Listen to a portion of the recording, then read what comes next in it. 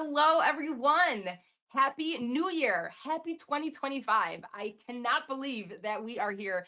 And I am so super excited to be here with you on our first exciting episode of 2025 for the Unstoppable Product Pioneer podcast.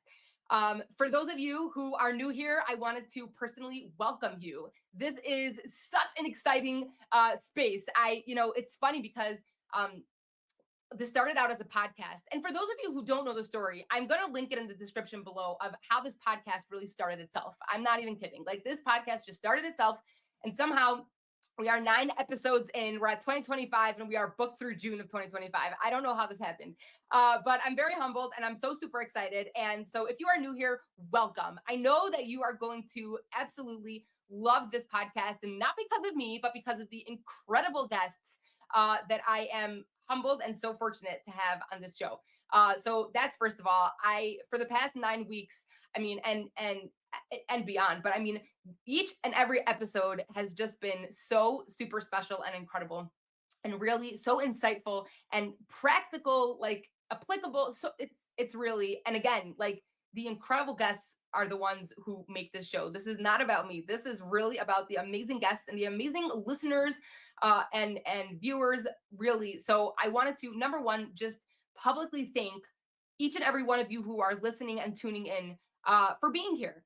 And it's amazing to see how many people are so passionate and excited about this topic of bridging the gap, right, between business strategy and product strategy, between the big picture business vision and the product strategy execution, this strategic alignment, right? This gap, and coming together to talk about, to empower, to motivate, to educate, to just increase awareness of the importance of strategic alignment, of breaking departments working in silos, of coming together to collaborate, to solve problems, to move the bottom, to increase the bottom line and move the needle for the business and increase user satisfaction scores. I mean, it's amazing to see how many people are so excited about it. It's amazing to see how many incredible guests have been so excited to come on the show and to really provide unbelievable value.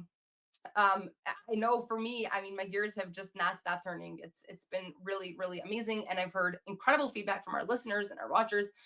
So again, thank you to the guests who have taken time out of their busy schedules to be on the show. Thank you to those of you who tune in, listen, subscribe, write reviews. Thank you. That's first of all. Second of all, for those of you who are new here and have not heard about or joined our community, so the Unstoppable Product Pioneer podcast has now extended into a community. And I did this because there are so many people who, have been listening and kind of feel like they've been listening in isolation. It's just like something that they do, but like they want to really connect with other people who are listening. They want to connect with maybe even like the guests who are on the podcast, and they just, they want to continue the conversation. They want to learn, they want to grow. And so I said, okay, but there are so many other communities, right? Like where can we come in and be different? Where could the Unstoppable Product Pioneers do something that doesn't, already exist and fill a need and fill this gap? And so I decided to start a free community on School. For those of you who are afraid of exploring new platforms, please don't be. Go into the community, reach out. I will guide you step by step on how to do it. We have onboarding tutorials. We have everything you need in there. But ultimately, it's a place, a community with no algorithms, to come together, to connect with like-minded individuals, to be able to connect with the podcast episode. We have a few guests on the show who are founding members of the community, and the community is just, it's filled with amazing resources, not just, of course, the practical like resources that, templates and frameworks and lots of other amazing things, but there are courses, there are weekly coaching calls, there's a packed calendar, lots of exciting things coming on the calendar for 2025, and I'm not going to spill all the secrets, but there's a lot of really exciting things happening in 2025 with the community. And it's really so super exciting. And it's really exciting and just amazing to be able to connect with people who get it, right? Who get this topic, who understand strategic alignment and the importance around it, and are just, excited to share how they've increased it within their, companies, and what are the challenges that they've had, what are some things that they've done, innovative, creative solutions that they've implemented, and just being able to connect with people who understand, this topic has just been something amazing, and I'm really looking forward to growing the community and welcoming more family members in 2025. So if you have not checked out our community, please do so at alignmentiskey.com. I will put the link in the description below. For those of you who are listening, for those of you who are watching, it is on the screen right here. Join our EPP community. Alignmentiskey.com. You join for free, answer the 3 questions, and say hello and follow the step-by-step instructions. I'm so super excited to meet you, to connect with you, and to grow with you. So that's that. And the final announcement for our podcast is introducing our first exciting New Year's episode. So I had the unbelievable opportunity to sit down with Jerry Odenwelder, who has an incredible story. And I'm not going to spoil it for you because you're going to hear about it in a few minutes. But, I felt that the message that Jerry was sharing as we were recording, I was like, this is so perfect for a New Year's episode, because ultimately the bottom line and the message is, and again, I'm not going to spoil it, but the idea of being irreplaceable, the idea of stepping into your expertise, of believing in yourself, of understanding that you have something to give, that you have a value to share that no one else can, right? No matter what your title is, no matter what your position is within your company, I would be incredibly successful. It would be an unbelievable success for me if each and every person walked away from this episode and the following episodes and joined their community and walked away with the understanding and the belief and the knowledge and the confidence that you are a leader, that you have the ability to offer something that no one else can. And it doesn't matter what your title is, doesn't matter what your position is. Each and every person in their own unique way has their own unique set of skills, experience, knowledge, stories that they bring to the table, that they can craft something and be a part of something and deliver something that no one else can. And that together, that in a collaborative effort, right, we can all come together to create something that is incredible. And we talk about the unstoppable product pioneer. When I was trying to decide what to call this, it was tough, because I wanted something that was really going to include not just somebody with the product word, in their title, but really someone who's a leader, right? And so ultimately, we talk about product, right? We talk about bridging the gap. We talk about business strategy and product strategy and strategic alignment. But ultimately, don't get caught up on the word product. If you feel like, oh, I'm not a product leader, I don't really do product. I want each and every person to understand that they are unstoppable, that they have expertise, and that they have something to share, that they have the ability to create an impact that no one else can. And of course, with the collaborative effort, everybody together. But I want each and every person to be able to walk away from this episode that you're going to listen to. But again, no matter who you are, no matter what you're doing, 2025, I want you to truly believe. And if you don't believe it, fake it till you make it. And I want you to be able to tell yourself that you have a leader in you, that you have the ability to tap into your skills, to increase your skills, to improve your skills, no matter what you're doing, that you have the ability to lead, and that you have the ability to be a role model for everyone around you, and that you have the ability to make an impact on yourself and on those around you and on your product or your service, or no matter what it is. You have the ability to make an impact that will produce results that without you wouldn't be possible. And if I can successfully deliver this message, then 2025, was a successful year. So with that, I'd like to kick off the first episode of 2025. I want to wish everybody a healthy, happy new year, a safe year, a growthful year. A year where we can really see unbelievable growth and change, and a year where each and every one of you knows the value that you bring, understands that you are delivering value to yourself, to your team, to the people around you, that without you would not be possible. So with that, I am super excited to welcome you all to the podcast and to kick off the new year of 2025. Welcome to the Unstoppable Product Pioneer Podcast, the podcast for business and product leaders ready to turn vision into execution and misalignment into momentum. I'm Tamar Stolz, and I'm on a mission to help you create clarity, streamline execution, and drive meaningful results. In each episode, I sit down with industry experts who share their insights, lessons, and wins, giving you the tools and strategies you need to turn alignment into your superpower. It's time to own your expertise, lead with clarity, and become unstoppable. Hello, everyone. Welcome back to another super awesome episode of the Unstoppable Product Pioneer Podcast. I'm super excited to be with you today. We have a very exciting guest joining us today, and I'm super appreciative that he has taken the time to be with us. I want to welcome Jerry Odenwelder to the stage. Thank you, Jerry, for being here. Thank you, Tamar. How are you? I am good, and I am so honored to have you with us today. I'm sure that many of our listeners and watchers have seen your name before and are excited to hear your story. As a senior product consultant, there are so many audience members and listeners and watchers who are super excited to hear about your 20 plus years of experience within the field. And the incredible, skills and work that you bring in the consulting, coaching, mentoring, management space. Yeah, right. It's packed, and so I'm super excited to be able to spend some time and get to hear highlights of the career, what got you here, different challenges and stories and wins that you can share with us, and I don't know, get to hear your insights. So Cool. super excited. Yeah. Welcome. I'm happy to be here. Thank you. Yeah. Awesome. Okay, so why don't you start with just telling us a little bit about, how you got into the field, and I guess the short version of how you got to where you're at. Yeah, like how did you get here? That's always a fun story to talk about. I like to hear that story as well when when I meet other product people.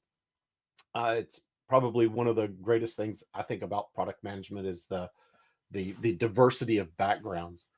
Mine was actually as a developer. I was a developer, sat in the product developer seat for a long time, and had actually kind of thought that that was going to be my career path. Right? I would write code. I would eventually, become a team lead, an architect, maybe go into engineering management. And I had taken that first step. I was with a company that's no longer around. It was Borland Software, but if any of your listeners have been around in the software space for a while, you probably remember that name. I was with them. I was a team lead on a product, and was super excited. I had finally made that first step, and they came in and laid off everybody that was all the developers in the office I was in. So I was devastated. I called my mentor, who had been a manager of mine previously, and we kept in touch. We still keep in touch. And I was like, hey Matt, this is what's gone down. Like, what am I going to do? I'm now in a position where I need to find a job.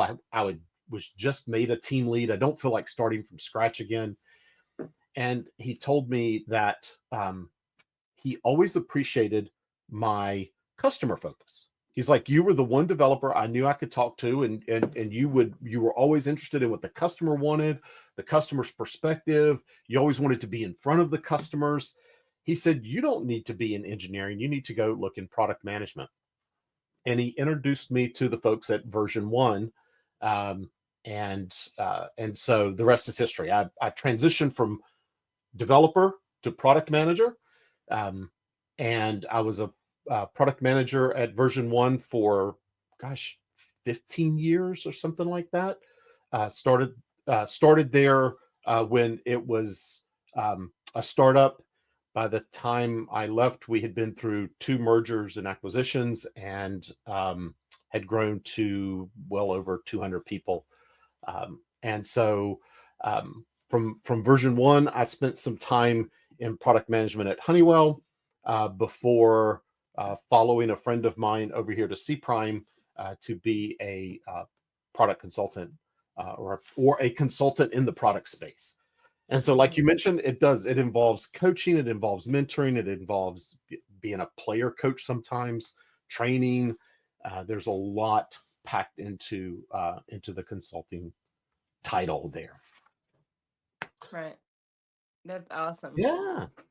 So That's it's been a fun ride, and right. it's chock full of stories. Right. For sure. I'm so excited Yeah. to hear them. Right. Wow. That's so interesting. So I'm curious, like when you said your mentor, Matt, right? Yep. Okay, so when Matt said, you were the one developer that I knew I could count on to hear the customer's perspective and to understand things from the customer, I'm curious to hear, like, was that something that just came naturally to you as a developer? Yeah, it was. And it had been a consistent pattern in my development career. Um, I always enjoyed the technical aspects of it, but to me, I wasn't writing software for the fun of writing software. I was writing software to solve some business problem. There was some ultimate problem that the customer had um, that we were solving with software, and so I can't do that unless I understand what they want. I can't do that unless I know what the customer's needs are and where their struggles are and their pain points. And so um, I always wanted to talk to them. I never wanted to hear from a third party what is it that the customers want. Reading requirements, and I came through development at a time when requirements documentation was the thing. And so, man, there was nothing to me more frustrating than to sit and read a requirements document. It's Mhm. like I could talk to somebody in 15 minutes and get this whole requirements document figured out. Mhm. Like, why am I reading this 15 page, 20 page or more requirements document when a conversation in a room for an hour could probably work through all the details? So, Right. so Yes. yeah, so it had always just been in my nature. Right. It's such a strategic advantage, and I feel like for all the developers, engineers who are listening, like, it's very powerful. Like, you said, like, I wasn't just writing lines of code and software, for nothing or for fun, Yeah, right? It's like thinking about the bigger picture and understanding that there are business objective goals here that I'm helping achieve, and there are also customers who are using this software to enhance their lives or their products or services, right? And exactly. it makes it more, it brings, like, the human side, I guess, into it, because I feel like so many times we can get caught up, and no matter what role or position you are in, um it's easy to get caught up in, like, the technical aspect of things, and we tend to forget sometimes, like, especially when it comes to software, that, like, there are, like, real people who use this, and there is Yeah. a business here that has to Yep. move the needle here. So, like, I think it's so interesting, and it's so, like, it's very powerful to like view it in that way, because I think, at least, like, what I take from that is, no matter where you are in the company, no matter where you sit, no matter what your title is, you have the ability to really provide value to both the business and to the customer. Into the And customer. don't think, you're not just a software developer writing code. Like, you are so much more than that. And I feel like that's amazing that Matt was able to see that, within you, but that, Yeah. I really appreciate you sharing that, because I think it's really important for everyone to hear. Yeah, and I mean, I'm really appreciative to Matt. If you're listening, Matt, hi. Shout out to Matt. Shout out to Matt, because he really like changed the trajectory of my career, and I still remember, like, I can still picture myself where I was when we had that conversation. Um, and he's like, hey, let me introduce you to some people, and let's see where this goes. Because it changed the trajectory of where I went, and I don't know, like, who knows what the future would have had we not had that conversation. Right. Um, but yeah, and it's been Right. a fun ride. Wow, that's awesome. Okay, so that transition, right? So Yes. I'd love to like, talk about, I guess, like, the exciting parts about the exciting parts that you found yourself. So now you're in this product management space, whatever that means, right? Because it means something totally different to everyone. Yeah. At least that's what I found, right? So like I'd love to hear, just about what some of the work that you were doing, what are some of the challenges that you encountered.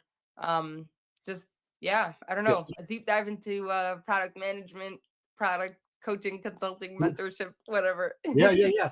So going through that transition then, um, kind of brings up probably my second favorite story to tell, that I relay this story in most product management classes that I teach, um, which is, I can by moving into product management from a developer perspective, um, what is the first thing do you think I started doing?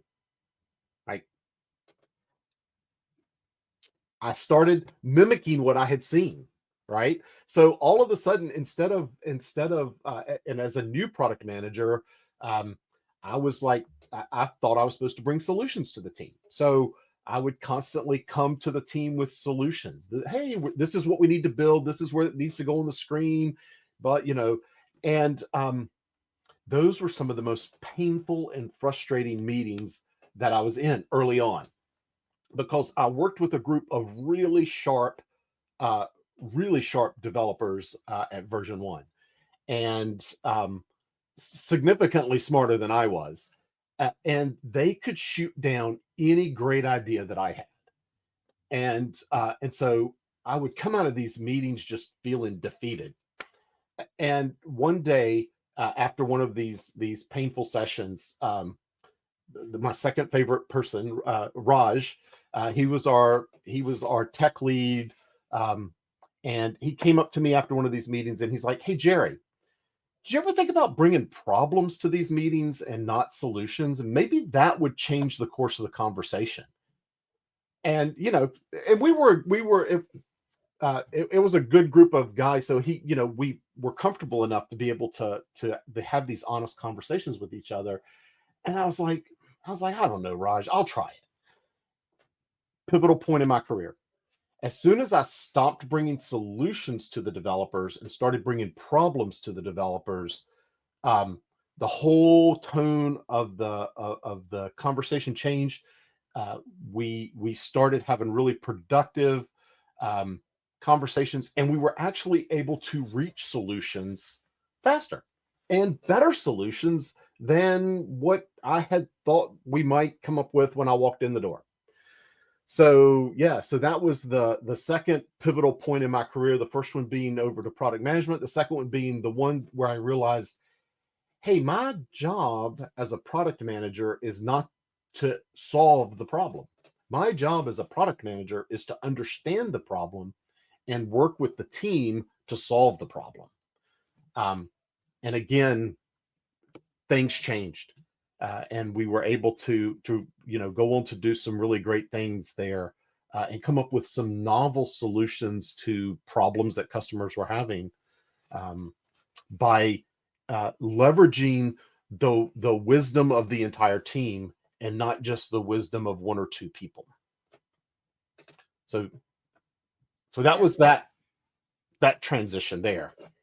Wow. Shout out to Raj. That's amazing. Shout out to Raj. Yeah. So we've got That- two shout outs. What do we've been going for what, 5 minutes now? We got two shout outs. That's awesome. Yeah. Yeah, that's, I mean, so powerful. Like there's so much there, right? Yeah. That's, I mean, I feel like what he real like one of the things I feel like he was really teaching you is one of the aspects of being a real leader. Like to be able to understand that your job is to like empower the team to be able to um innovatively, creatively craft a solution to the problem that you brought up. Like I feel like it not only on the technical side, but just I feel like when a team understands that the leader, trusts them, believes in them, Yeah. understands that okay, like he's coming to us with the problem and he's asking us, to craft a solution to this, right? Yeah. So it's like you really there's so much there. There's so much Um there. And the other thing it does for you, Tamar, is it's very humbling, right? Because as human beings, we often tend to think in terms of solutions. So I would go into these meetings with like, okay, here's the problem, and I know how we're going to solve it. We're going to do this and this and this and this. Um, but by holding back what I thought the solution was and just being open to the conversation and to the learning that was happening, um, we, we were able to do, so much better things. So yeah. Wow. Yeah. I mean, I can relate to that. I had so many solutions. Oh my goodness, the beginning of my career. Whoa. I Yeah. don't know. I Yeah. probably was like cranking out like 2 proposals a week. Yeah. And so this actually, so to that point, this brings up a very interesting and it's not the thing that I wanted to bring to the conversation today, but it is an interesting point to throw out to your listeners. Is it better to hire a product manager that knows your industry, or are you better off hiring somebody who maybe isn't as familiar with it or doesn't know it, but is willing to learn? Hmm. Because the person who knows the industry is going to come in with a set of answers. They're going to come in with, they know how things work. They know why when the customer says this, and this, they are, oh yeah, I know, I understand that. But if you hire someone that's not or doesn't have the background, but is a curious learner, is willing to ask questions, is willing to be Simon Sinek talks about being the idiot in the room, I think is what he calls it, or the fool in the room. I don't remember his exact term, but somebody who's willing to humble themselves and be that person, they are going to be more willing to ask questions. They're going to be more open to like learning and understanding what the real problem is, instead of coming in with that mindset of I know what the answer is. Yeah. Can you hear the dog in the background? I can. You can. I'm sorry for that. Hi, doggy. She wants to sleep until I get on the phone, and then all of a sudden she wants to participate in the conversation. What's her name? Daisy. Hi, Daisy. Welcome. You want to say something on the podcast? Yeah. Now she walked out. Share your She's wisdom. been called out. She's embarrassed. Okay, you can be shy. We let.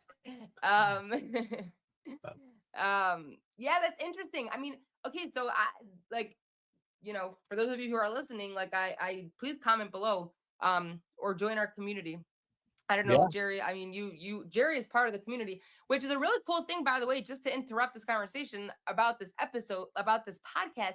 One of the coolest things ever is that we have a free community where we have so many of our podcast guests in the community. So if you can join our community and interact with and talk to our podcast guests, and you can access so many incredible resources and amazing things, and just get to know, connect with like-minded professionals. So please join our community, alignmentiskey.com.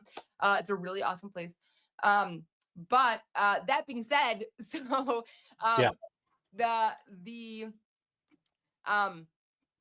for those of you who are listening, please go right in the post, because you'll see there's a post for every episode. I would love to hear what you guys think, because as a workshop facilitator, one of the things that I do is I go into like companies and I work with teams. I have no idea what they do, right? Like, I mean, industries that span for, any industry in the book, right? And my job is to be the guide, not the hero. Yeah. Right. Yeah. So it's really against my nature, because my nature, I'm an epic problem solver. I'm problem solving before I know what the problem is, right? Yeah. That's where my weakness is. So like that's something that I've really, really had to work on, and I continue to work on it. But it's absolutely humbling. But again, like as a workshop facilitator, like one of like the main principles I have like written on my wall that I got from my mentor Jonathan Courtney at Jane Smart is, you are not the hero, you're the guide. And it was a very powerful like message for me to always remember, because ultimately I'm just there to run the workshop and to facilitate it and to take care of all the practical and technical things, so that the experts in the room can do the job that they know how to do best without worrying about all the other things that come up. Right. And so so you're right. Like, I think there really is something to be said. Now, I think on the flip side, it's like, if you do hire somebody, that joins, eventually they're going to learn the ropes and they're going to understand things. So it's kind of like, the consultant versus not. Like, do you bring someone like me, a workshop facilitator, to kind of, facilitate that? But it's a very fascinating question. I'm excited to hear what other people think. Yeah, I'll be interested to see what folks say as well. I go into a lot of different industries. And when I go into banking or insurance or an industry that I've been in before, I do find myself not as inclined to ask questions, or maybe not ask the right question or the right challenging question. Um, uh, Sometimes it's easier because insurance companies are different, banks are different. But like I have a client now in an industry that I have never been in before, ever, and it is so much fun to work with them because I see new things, I learn new things, I ask dumb questions, I ask questions, and people are like, "Jerry, everybody knows XYZ." It's like I didn't know that. Right. Right. That's awesome. So, but I am more likely to ask a question because it's all new to me. Right. Whereas, going into someplace I've been before or an industry I've been in before, I'll still ask questions, but sometimes I find myself going, "Ooh, I should have asked about that thing because maybe it's different here." Yeah. Fascinating. Yeah, Okay, so Jerry, I know that you have some exciting visuals to share. Um, do you wanna get yeah, into some of that? yeah. I noticed while we were talking some pop-up showing up on my screen. So let me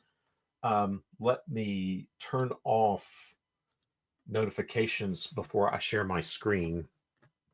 Because the thing, the title of this episode is being irreplaceable, and and like, what is that? What does that even mean? Right. So I'm a visual person. Um, I tend to draw a lot of pictures, and I'm not a great artist, so the pictures are not always great. You Another don't have to be funny an career artist. story that I'll withhold, but Well, but so for those of you who are tuning in on the audio only, you'll have to go to the community to grab the resources that Jerry is presenting on the video. yeah, and I'll talk through this. Like this first screen is the product lifecycle curve, right? And we've all seen this. It's been around for years. It's actually, I was shocked to find out it was actually published in 1965. So um, I am old, but I can truly say that this visualization is older than me. But it was published in the Harvard Business Review in 1965, and it still remains a fundamental part of the way product managers tend to think about their products, right? Yeah. Um, Another this Crossing the Chasm, Jeffrey Moore, published in 1991, sort of shows like from that this model was still around and still being thought about even into the 90s. And my guess is, and I don't know this for sure, but just in thinking about timelines, my guess is that this book led to the concept of the MVP. The MVP was introduced by Frank Robinson in 2001, but was really popularized by Eric Rice in 2011. It still has us thinking about early market, and then mainstream market, Mhm. right? When we think about companies, we tend to think about that, right? We look at where companies sit in the market. It actually drives product decisions as well, Mhm. right? Um, we tend to be again, from another book, Universal Principles of Design. Um, that group in 2003 sort of started introducing, like, what do you think about in terms of your market, in terms of your sales, in terms of your competition, but for product managers, in terms of your focus, what do Mhm. what do people think about? But the truth of the matter is that life is messy, right? It doesn't follow these nice clean curves, and with an increased rate of change in the market, sometimes this stage based thinking um, can lead us to suboptimal decisions, right? We might be a oops we might be a mature company, but does that prevent us from thinking about scaling, or prevent us from thinking about new products, things that might go into introduction? And I think a lot of times uh, product managers become complacent when their product reaches the maturity or the later stage in later stages. We just become complacent, and unfortunately, that results in plateauing, and so you end up missing market shifts and ultimately disruptions. Um, Tamar, are you familiar with the S curve? Yeah. The innovation S curve. Okay, so the S curve you can kind of overlay that on this, and you can kind of see how the two interrelate, right? I might be inclined to move, to move the top half of this S. My mouse is super sensitive. I'm going to try my trackpad, see if that's any better. I might be inclined to move the top back a little bit more towards the center here, but basically, there's an alignment here, right? When you're introducing new products through the growth phase, you are in the lower part of the S curve, and as you get up into the top part, you're into maturity and decline. But I want us to think about, and I invite your listeners to think about and consider product management, not in terms of the phases of our product, but in terms of where we are on this curve, and how we might become irreplaceable by thinking about investments over just where we are on the curve, right? Um, and so this whole idea came as an epiphany to me watching a Kent Beck presentation. I can't remember if it was early this year or late last year. Anyway, he has there's a video out there, 3X Explore, Expand, Extract, and I was watching this video from him, and I just had this aha moment. So if you're not familiar with Kent, he's a software engineer. He created extreme programming.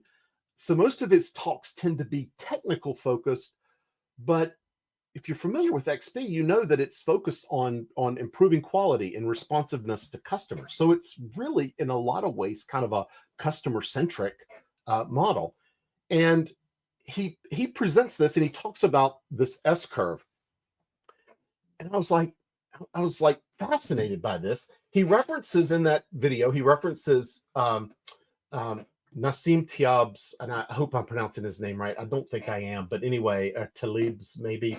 I apologize for the mispronunciation, but he talks about anti-fragile, right? And if you've not read this book, it encourages readers to embrace uncertainty, right? Cultivate options and seek environments that challenge them. The whole book is about systems and individuals that not only can withstand a shock or a challenge, but actually benefit from them. So there's two curves that are referenced in there. One is a concave or a fragile curve, right? And this is anything that has more downsides than upsides from random events, right? So if you think about, well, let me just give you an example.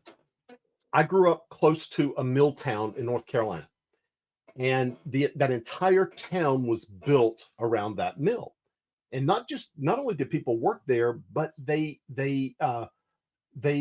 had their pensions there, right? So even when they retired, they still had this dependency on the mill, which was awesome until it wasn't. Until that manufacturing, the mill started to decline.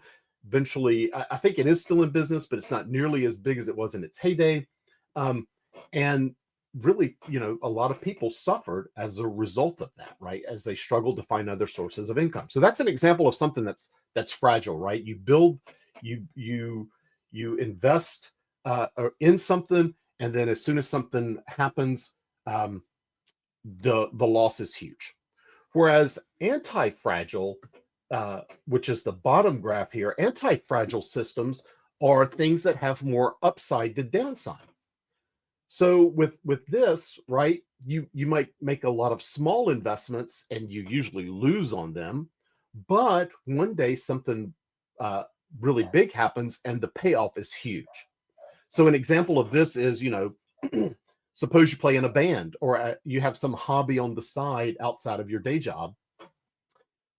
Most of the time you lose money, but you do it because it's fun. And then one day your song gets picked up by the local radio station or gets talked about on a show, and all of a sudden a lot of people are coming to see you play, or maybe you're an artist and one of your paintings gets exhibited somewhere, and all of a sudden you become rich and famous, and you don't have time for your day job anymore because now your hobby has become your day job. So these are two types of systems that Anti-Fragile talks about. And what Ken mentions in that in his video is that these form the S curve, right? When you're in the lower portion of the S curve, you are in an anti-fragile state. But as soon as you hit it big and make that upper turn at the top here, when you've plateaued, you are actually in a fragile state. And he talks about this in terms of exploring and expanding and extracting. So, and it applies to product management. And this was my huge aha. It was like, wait a minute. Now I understand a bunch of things that I kind of knew, but had never really clicked together. When you're in the explore stage, your goal is to find a reinforcing loop. We call it product market fit. Most experiments are going to fail. So you want them to be cheap. Right? This is your convex investment strategy. Do things that are small and cheap. So if you've got a budget of $100, you could do one experiment that costs $100, or you could do 100 experiments that cost $1, right? So like try to find those cheap $1 experiments, because what do you have to lose as a product manager? And I like how the time looks there also, because we could spend years exploring. We could. Yeah. I like that. This is where you're trying crazy ideas. You don't really. So interestingly enough, in this space, the KPIs that matter are impact, right? Because most other KPIs that businesses track, that you don't know what that number is going to mean. And if it goes up, is it good? If it goes down, is it bad? Who knows? But you can understand the impact. So think about the impact. This is the place to try crazy ideas, to talk to customers, learn from customers, plan to throw it away, right? Like you're doing these cheap experiments, plan to throw it away. The mantra here that I like to tell folks is, build to learn, not to earn, right? Because you're just doing the exploration. I would say I want to interrupt and challenge for a minute. Do. Let's go. Build to learn, not to earn. But how can we bring in business objective goals and business leadership here to try to inform the experiments that we're doing, so that when we are going to our customers and we are doing this exploration, we have as much, like, I want to encourage the business leadership who are listening to try to open your minds a little bit to seeing how you can inform, encourage, educate, and teach and create a culture within your workplace, so people know what your mission is, what your vision is, what your business objective goals are, so that as the representatives, right, like as the army, they're going to conquer something that they have a really strong, confident idea of where they're heading. They just have to explore and validate ideas of the best way to get there. Yeah. And that's where as a leader, setting the vision, setting the goals, but being open to a pivot and actually celebrating failure. Hey, we invested $20 in this. And of course, it's not going to be $20. It's going to be like maybe $200 or $2,000 or $20,000 or some bigger number than 20. But we invested $20 in these experiments, and 4 out of the 5 failed. Woohoo! Right. Like look, and what did we learn from those failures, right? Don't punish bad news. And I think that's one thing that leaders can do here. And again, shout out to the leadership at version 1, because they were super open to this. I've made more than my share of mistakes there. And it was always, hey, what'd you learn out of that? And right. what might we do differently next time? Things like that. Right. So that's where leaders can really lean in there and help. Again, your prioritization here is learning, right?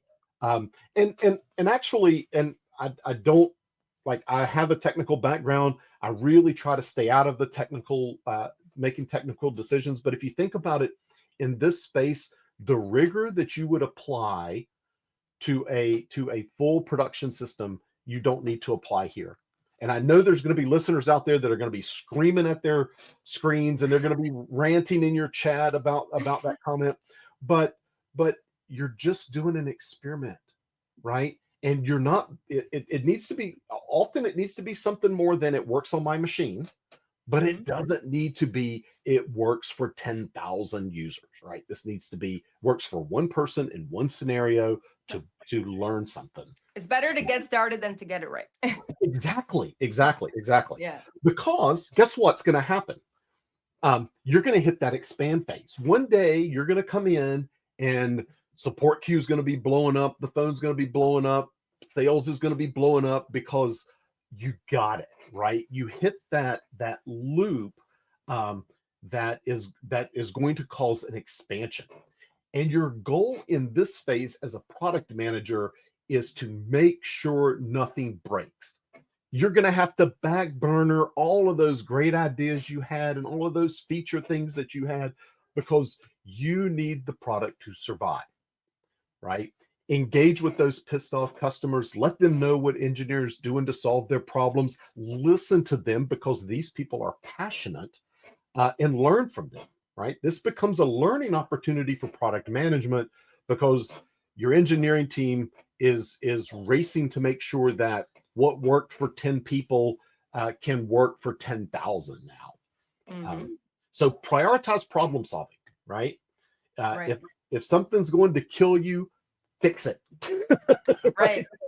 Absolutely. Get out of the way and let engineering do what engineering needs to do to get you up and over this next curve. There'll be plenty of times for all of those other great ideas that you have, but during this band, survival becomes what's important. Absolutely. And I wanna just pause here for a minute because this is so powerful, and I'm so excited that we're doing this episode now, like right at the beginning of the year, because I want everybody who is listening and heard the word product manager and is like, oh, that's not me. I want you to stop, and I want you to understand that everything we've been talking about on this podcast from day one, and everything that I talk about in my community, this is every single person who is listening. You have a place on this map because ultimately, if your company has a unified strategic framework, and if you don't know what it is, then this is probably your first time getting to know me. So go check it out in my community. But if your company has a unified strategic framework, which means that the business strategy and the product strategy are aligned, that means that you have a culture in your workplace where everyone knows the value that they're providing to the company and they understand how they're moving the needle and they understand that their contributions are valuable, then in each phase here that Jerry is spelling out and explaining, you know where you fit in. So even if Jerry didn't call out your title or your position, you belong here because it takes a village, right? Like it takes each and every person to provide the value to be able to get this production going. So even if, let's say in the expand phase, which is what Jerry's talking about now, right? Like the engineers are, working around the clock to get things working. Leadership, this is your time to empower your team. This is a time to create a culture in the workplace that is like, this is like your opportunity, right? Like this is where the vision and the mission, like this is where your leadership skills can shine.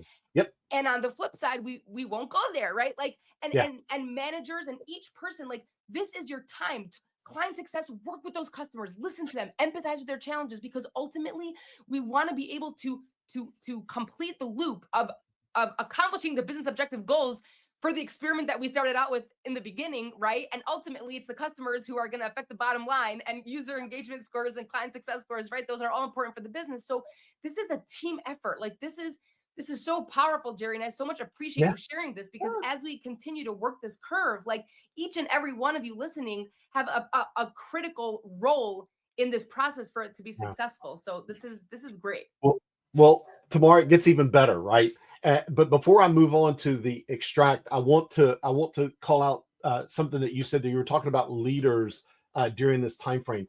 One of the best things you can do as a leader is to be present for your teams, right? One of the greatest managers that I had as a developer, anytime we had to work late or work on the weekends because of, whatever happened, he was there. He would sometimes he would stay late. Like if we had to work late, he'd just stay until we all went home. He would sit in his office and do whatever he needed to do to get caught up on things. If we came in on Saturdays, he didn't always spend the whole day there, but he would come by, make sure we were okay, make sure things were moving fine. Being present for your teams is critical, especially again during this phase, because you're trying not to lose customers. You're trying to stay alive. Yeah, So, it's amazing. so yeah. Anyway, so then it gets into extract, right? Because we know that this exponential growth is not going to last forever, and at some point things are going to start to level off. And this is where those concave strategies come into play, right? This is where you don't want to fail. So the great thing about this is that you've now seen some success. You've got things in order. You can probably start to do some prediction, right? During the explore and the expand phase, you're not going to be very predictable. But once you get to this extract phase, it becomes all about execution. So it becomes somewhat predictable, and you can have playbooks for how you're going to run things. This is where I made the comment about weaker engineering standards. This is where strong engineering standards come into play, because you don't want to make a change that's going to bring the system down. So think about the downsides of your decisions. Think about continued usability, UX, making smaller improvements. This is where automations and all that really start to pay off. But this is also the point where people start to get complacent, right? We talked about that earlier when we had this overlaid with the product lifecycle curve.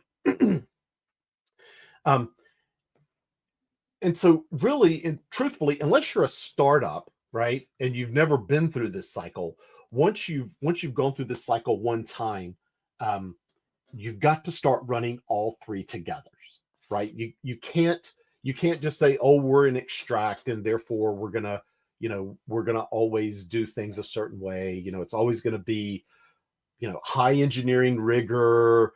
You have to follow all of these steps. You need to start playing in all three spaces at the same time. And this is where I think it becomes really exciting, right? Yeah. Because you're in the extract, you've been through the cycle. You've been around for X number of years. You've gone through this cycle. Now, what you want to find during exploration is you want to come up with again, just like before, cheap experiments. The good news is that you should have the resources to do those experiments because you've got income coming in from the product.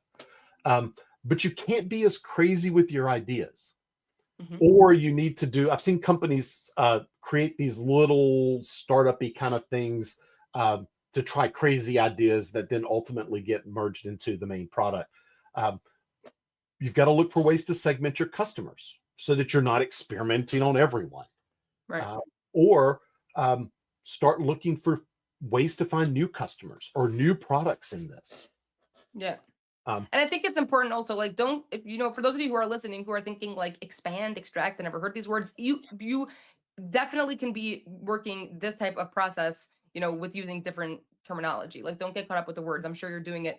All right. Yeah. So the thing that folks remember in this, when you've gone through this and you're trying to run all three at the same time, expand always takes priority, right? If you try some crazy idea and you were careful about trying it, but all of a sudden what you've created starts to explode. Maybe you introduced a new feature, maybe you introduced a new product, whatever. It starts to explode and take off.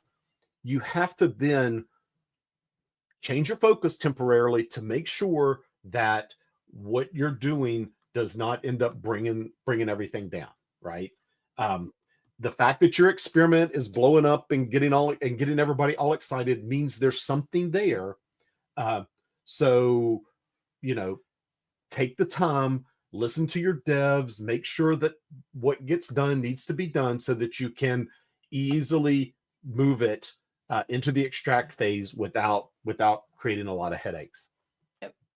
And this is what, again, getting back to being irreplaceable, this is what gets us there, right? Is stringing together these series of expand, extract, explore, expand, and extract. Tying these things together keeps us relevant in the market and keeps customers coming back time after time after time. And again, ultimately makes us irreplaceable. I've got another little slide here that kind of talks about this. This one is kind of an eye chart to me, but you know, you've got your product performance here on the y-axis, you've got time on the x-axis, and there is some level of performance that a customer will pay for, right? This is your high-end market where it's going to be the most profitable. You are somewhere in this scale, and if you're not careful, a new competitor is going to come in. They're going to come in at some lower end of the market, but they're going to set up a trajectory that's going to disrupt you, and you're far better off disrupting yourself. And I think this is where I see a lot of customers try to play it safe because, oh, we don't have to worry about XYZ, but it's like ultimately you do, because these new competitors that come into your market, they may come in on the low end. You may not think you need to worry about them, but eventually they are going to do something. They're going to make some change, and they're going to be right up there with you. That's fantastic. Yeah, and just as a real life example of this, right? Do you remember the video stores that used to be, your community video store? Some mom and pop shop down the street, always smelled of popcorn and soda and stuff. It had a great smell. They were disrupted by Blockbuster, right? Because Blockbuster had the buying power, right? And it was nationwide. I think I still have my Blockbuster card. I don't know if there's any left. There was one in the Northwest, but I think even it's gone out of business. They had a bunch of titles. They had buying power. It was a brand. You could find it anywhere. They were ultimately disrupted by Netflix because Netflix had the buying power, but it was like, hey, we can mail it to you. You know, you don't have to go out to the store to get your DVD. Keep it as long as you want. You don't have to return it in. There's no late fees. DVDs, Netflix. There was I don't know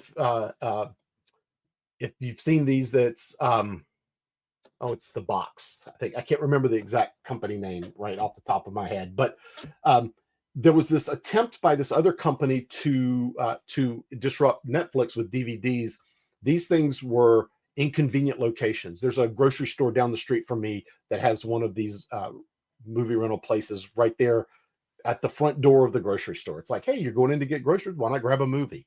Right. It was an attempt to disrupt Netflix by putting these things in convenient locations. But then Netflix pivoted to streaming, and you can kind of see that Netflix saw the disruption happening. They were aware that, hey, there are other ways people could get DVDs, but with a streaming service, now it's right there in your pocket. Right, my kids watch movies on their phone. One monthly price. It becomes binge friendly at this point, right? I can watch a whole season of Clarkston's Farm without going to sleep. And what happens ultimately is you start to lose sleep. But it is a case of where you can see, and of course, hindsight's 2020. You start looking back, you kind of see how these disruptions occurred and where companies have pivoted.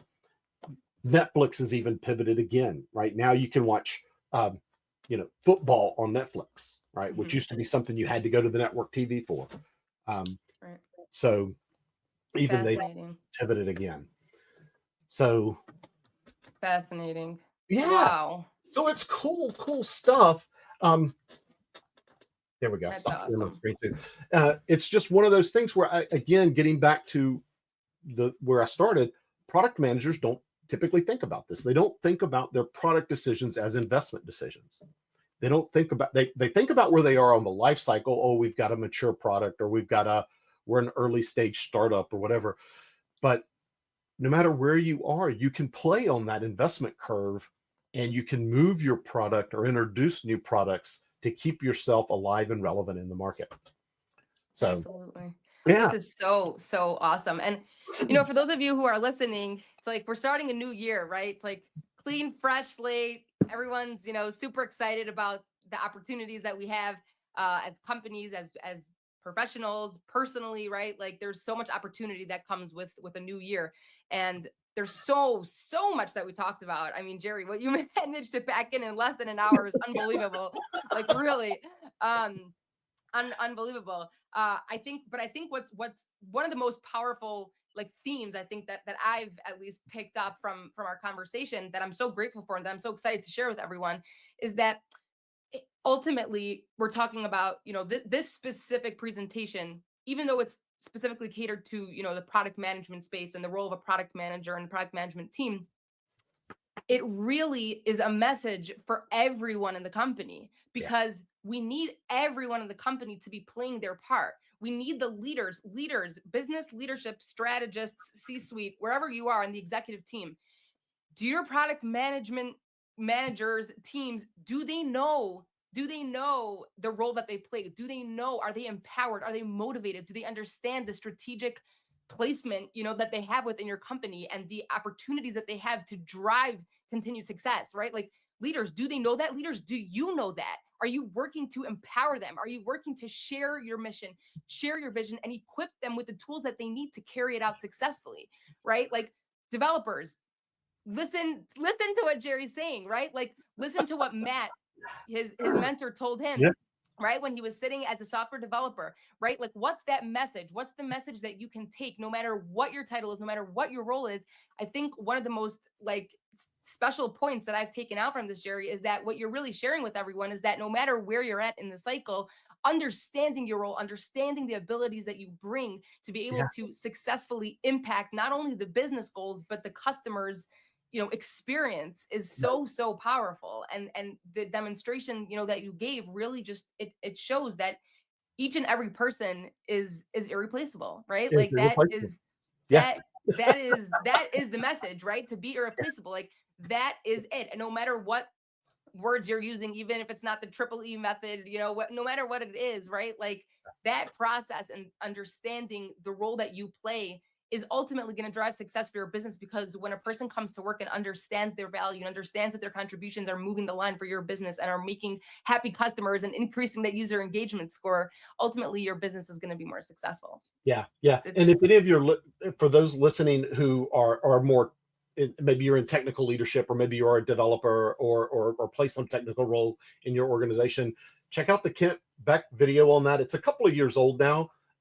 But he talks about it again more from a technical perspective.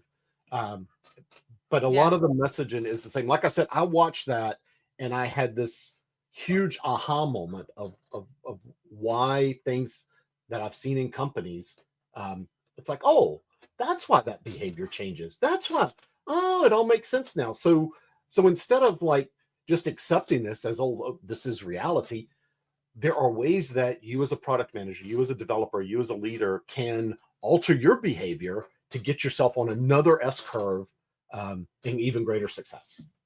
That's so fantastic. Unbelievable. Well, I mean, I could keep going on and on here for hours, but I want to be respectful of your time. So, Jerry, okay, well, first of all, for people who want to get in touch with you, number one, for anyone who has not joined our community, please go join our community and add to the post about this episode. We'll give all the information in the link below. For those of you who are listening and don't know what we're talking about, a community, go to alignmentisKey.com and you'll see very quickly what it is. It's an awesome place. And Jerry is a founding member of our community, a growing community. And so please, go check it out and reach out to Jerry on the community. If people want to get in touch with you outside of the community, what is the best place for them to get a hold of you to thank you for this awesome episode and connect? LinkedIn. Jerry Odenwelder, all one word. So Amazing. that is the best place. Oh, there you go. You got it scrolling. Super. Woo! Oh, yes. You're high tech. Yes. This is the real deal. We don't play games here. So there is value in banners. Who would have known? Yes. Exactly. That's awesome. Okay, so for those of you who are on LinkedIn or want to go check out Jerry Odenwelder, go check it out. Go check him out. Say thank you for this awesome episode. I know my gears are turning. I've gained such an incredible amount of insight and knowledge. So much to think about, and really, thank you, Jerry, for taking the time on New Year's, basically here to record this. For those of you who have made it this far, I know that there is so much probably going on in your head, and we're excited to hear it in the community. Please make your way over, share your thoughts, challenge it, because that's how you're going to learn. And again, thank you so much, Jerry, for taking the time to share your insights with us and your wisdom. It's really been unbelievable, and I really appreciate it. Thank you, Tamar. I appreciate the opportunity, and I look forward to continuing the conversation with you in this community, or with anybody who reaches out through LinkedIn as well. Amazing. Okay, Happy New Year, everyone. Happy New Year. A happy, healthy New Year to everyone. Thank you for tuning in. Hey, are we gonna sing Oleg Zine? No. Go for it. No. I'm not a singer. My whole family will tell you I am not a singer. But Happy New Year, everyone. Happy New Year, Tamar. Thank you.